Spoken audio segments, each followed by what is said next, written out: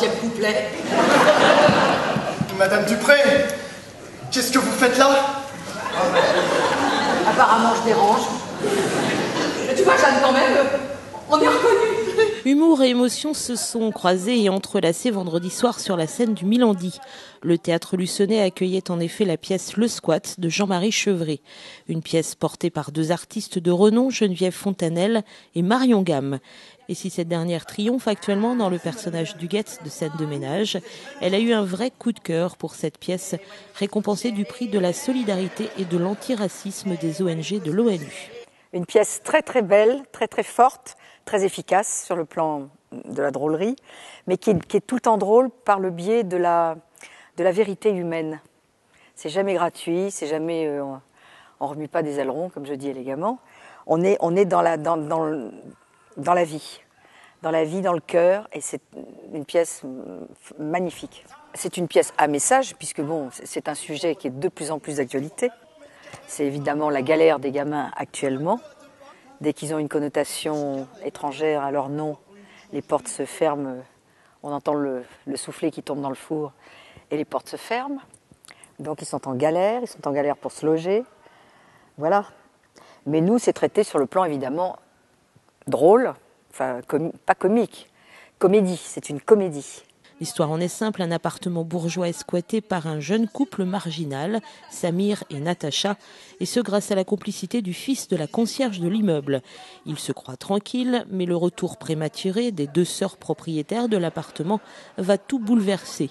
Une cohabitation forcée s'installe entre ces deux mondes que tout oppose.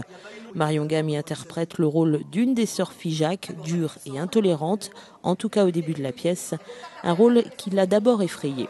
C'est un rôle où j'ai eu très peur. J'ai eu très peur parce que quand j'ai lu la pièce, je me suis dit, mais ce qu'elle dit pendant la première demi-heure de la pièce, mais c'est juste pas possible.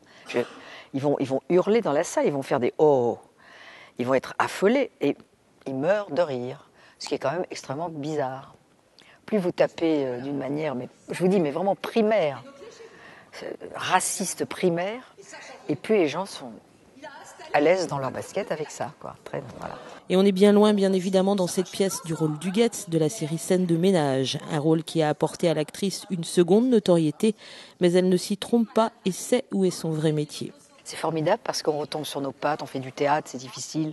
Comme vous avez pu voir, il faut aller au charbon, etc. On arrive de Paris, eux dans la bétaillère, moi bêtement avec le train et ma voiture. Je veux dire, c'est un boulot, quoi. C'est un boulot difficile, mais c'est le vrai boulot qu'on doit faire, quoi. Le reste, c'est du bling-bling. Mais c'est ça notre métier. Moi, je ne veux pas m'écarter de ça. Parce qu'évidemment, on nous propose et on va faire une série de machins et on va faire ceci, on va faire ça. Non, je laisse leur star à eux. Parce que c'est ça qui est curieux, c'est qu'ils ne comprennent pas pourquoi on est adopté par les Français. Ils ne comprennent pas. Et ça leur échappe complètement, ça.